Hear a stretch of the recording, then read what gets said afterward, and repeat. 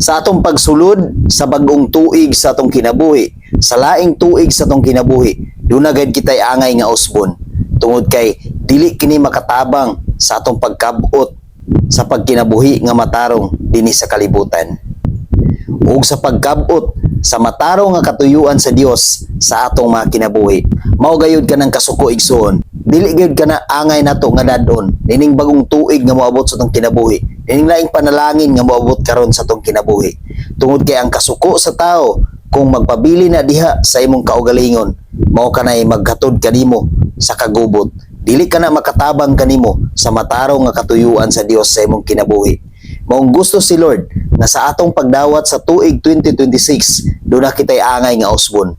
Okay lang nga masuko ta, apan hinumduman nato nga dunay Ginoo nga mo'y tag-iya sa atong kinabuhi. Dili nato palabian ang atong kasuko. Gamay lang, ug dili gid kita magdumot, ug dili nato kini paharion sa atong kasing-kasing, tungod kay dili ka na makatabang sa atong mga kinabuhi.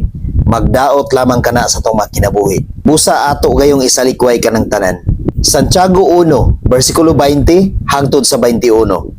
Ang kasuko sa tao dili makatabang sa pagkabot sa matarong nga katuyuan sa Dios.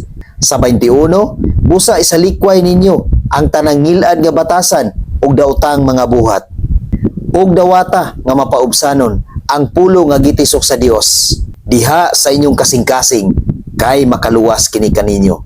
Ang sekreto de igsoon aron mawala kanato ang grabe nga pagkasuko kung kita nga masuko, mao gayud ang pagdawat sa pulong sa Dios. Ato kining paharion diha sa atong kinabuhi. Atong dawaton si Kristo ug ato siyang tuuhan tungod kay makaluwas kanato. Atong papuy-on ang Dios sa atong mga kinabuhi aron ma-minimize ang atong kasuko ug aron dili magpabili ng atong kasuko ug maantigo kita nga mopasaylo ngadto sa atong isigkatawo.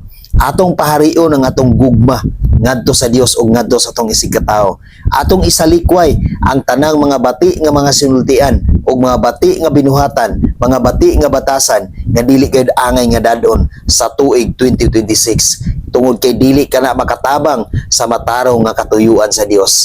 Papuy-a si Kristo diha sa imong kinabuhi, nga mudan-ag si Kristo diha sa imong kinabuhi ug mahimo ka nga kahayag ngadto sa uban nga katawhan. God bless sa tanan.